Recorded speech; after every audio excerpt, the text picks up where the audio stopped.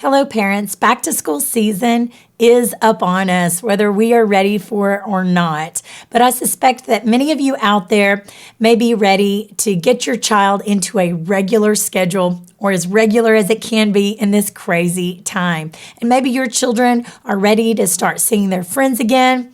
If you are a parent sending your child back to school this fall, stick around. This video is for you.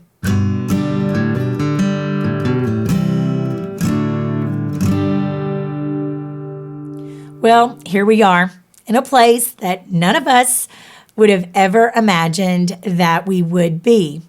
And as many disappointing things that have happened in 2020, I would be lying if I said that nothing good has come out of 2020. If you had told me everything that was going to be happening in our country and in our world, I might assume that only bad things would happen, but that's not true.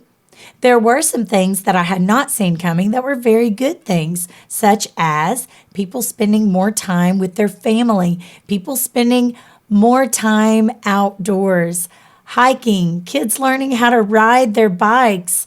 We personally spent more time having s'mores than ever before. I'm not sure that was a good thing for my waistline, but we made a lot of good family memories out of that. So with that in mind, let's think. Okay, we know some things are unsure about this coming school year, but maybe there are some pleasant surprises. Now, I know some of you might be worried about things that are happening in the schools. You might be worried about someone's health that you live with. But as you vent these frustrations, try to vent them elsewhere and not so much around your child, because so many of these school decisions that are being made across our country do not involve the children. They affect the children, but the children aren't the ones deciding that. And sometimes our predictions and our fears are so much more than what will actually happen or than what will actually be perceived by our children. If you talk to someone who grew up in difficult circumstances, sometimes it's not until they are an adult that they realize just how difficult or just how poor they were as a child. Sometimes they looked at some of the good things that happened to them as a child, and they have some very fond memories. Let's think about that for our children as they head off to school this fall. They might have some things that are very exciting for them. If your child learns nothing else this year, it might be the lesson of make the most out of the situation at hand. Make lemonade out of lemons, okay? That is a valuable life lesson, to make the most out of the situation in which you can't control. You can at least control your attitude. And that's where we're going forward in today's pep talk. Taking a proactive and a positive outlook in front of your child can make all the difference. Now, I personally know some families who did this recently with the national shutdown. There were families of essential workers that made great sacrifices, and their children experienced those too. Parents had to have difficult talks where they sat down and explained to their child why they were doing this and why they were living differently for a little while. I also know parents who took it upon themselves to start making masks for people. Parents who delivered things like grocery orders to people's houses. If your child was around while you were taking those proactive opportunities and positive approaches, they were learning. And if you take time to complain, they'll learn that too. But if you take the time to make the most out of the situation that you have, they are going to learn that. And if they learn nothing else this year, that's what they need to learn, is make the most of the situation. Number 1, be involved with your local school district. I see a lot of question asking and a lot of comments on social media, But have you taken the time to reach out to your local school district? Chances are they are having some very difficult discussions. I would not want to be in their place for anything. They are having to make decisions that will affect thousands of families. Reach out to them and ask them some of your questions. Send them an encouraging note to let them know that you are thinking about them and that you hope for the best for this school year. As you reach out to your local school authorities, I find it helpful to get some of your answers in writing. There are so many different places doing things differently. Some of them are distance learning. Some of them are requiring children to wear masks. Some of the schools are going to have alternative scheduling, like maybe going for a half a day or only certain days of the week. Try to get your answers in writing and ask them, is this likely to change? And who is in charge of this? So that you can think ahead how it will personally affect your family.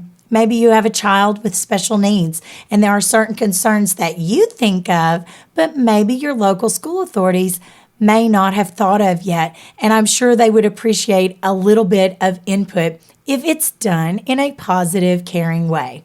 Number 2 is prepare your child. Although you may not want to complain about everything around your child, you do want to prepare them for some of the differences that may occur.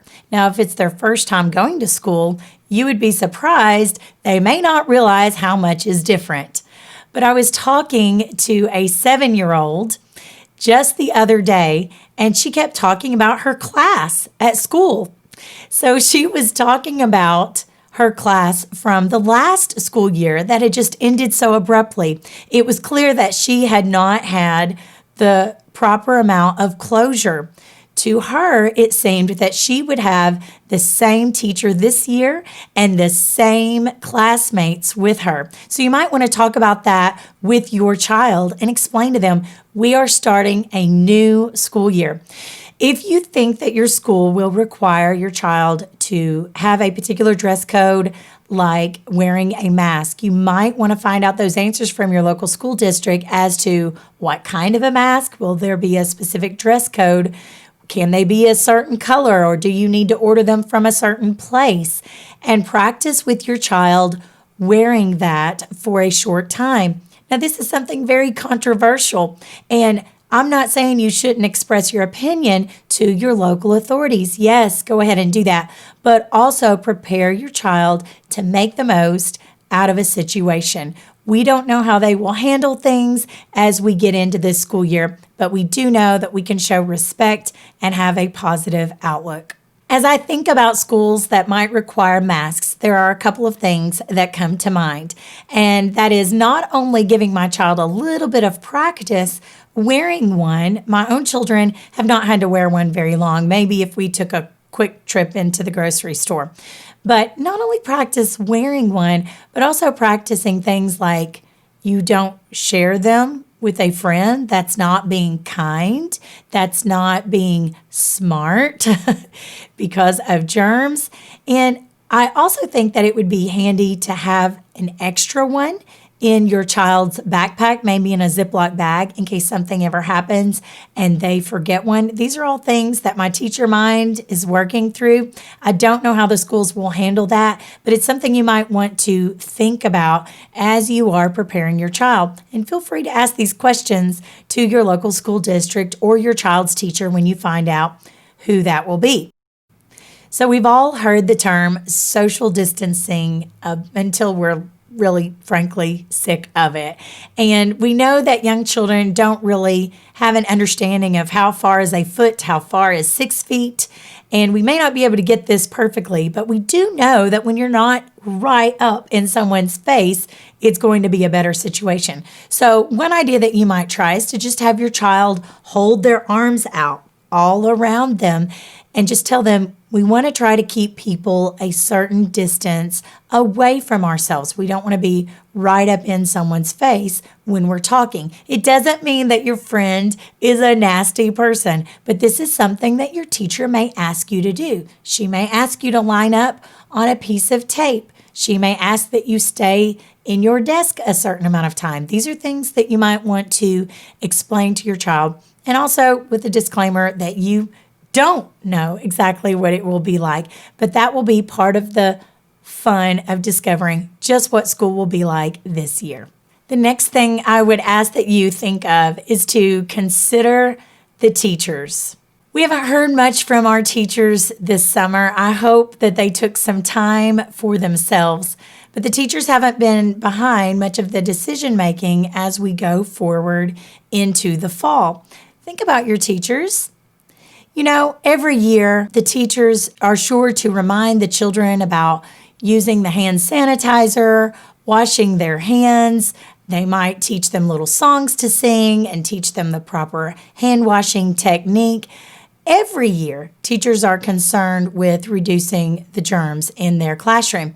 And we know this year in particular, some of those items that teachers regularly spend with their own money buying, that some of those may be in short supply. Have you thought about your future teacher for your child? Have you thought about how they might be wanting to stock up on extra cleaning supplies?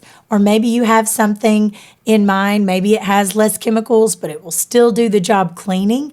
You may have something that you want to share with your child's teacher, even if that's just a little pick-me-up and a handwritten note to encourage them as they go forward in this school year. Now, we've talked about having a positive attitude around your child. We've talked about how children are resilient and maybe the way they see things aren't as bad as the way we see things. But you do want to consider the emotional toll that going back to school might have on your child. And they might experience some feelings that they haven't experienced before at school. Maybe they were happy-go-lucky at school, but maybe something isn't living up to their expectations and they're a little bit disappointed. So you want to have some grace with them when they come home and give them some de-stressing, healing time. Allow your child to do some stress-relieving activities like playing outside. They might like to do Legos for a while, Play-Doh. They just need to kind of calm down a little bit when they come home from school. And with different personalities, some of them may be rushing through the door and ready to tell you everything about their day. But one thing that I think that I would do would be to get a small notebook, little journal, and every day when they come home, sit down, just draw in it, color, write down what happened that day. It's not really an assignment. It's just a way that they can express themselves. And you keep it in a certain area so that it doesn't get lost. Once your child is a certain age, you might explain to them just how much they are living through history. That some of these things that are happening have either never happened before in our country, or it's been very, very long since it has happened. And one day they will have a story to tell about their school year 2020 to 2021. And if you've provided a notebook where they can draw and write and tell things that happen, they will have that keepsake forever. And you might find out that along the way, you are discovering some things that maybe your child didn't feel like coming home and telling you just by talking, but you're able to find out some things that are going on in their day-to-day life at school. Now, I mentioned that your child is living through history and that they will one day have a story to tell. But what lesson will they learn this year? Will they learn perseverance? Will they learn to throw their hands up and say, I just can't do anything? No. Keep a positive attitude with them. If there's a problem that comes up, let them talk about it and ask them, okay, what can we do to fix this? Maybe your child is distance learning. Maybe something isn't getting explained all the way. We live in an information age where you can sit with your child and look up some answers to solve the problems. Just being there for your child, being a listener and understanding that they are dealing with something we did not have to deal with when we were children.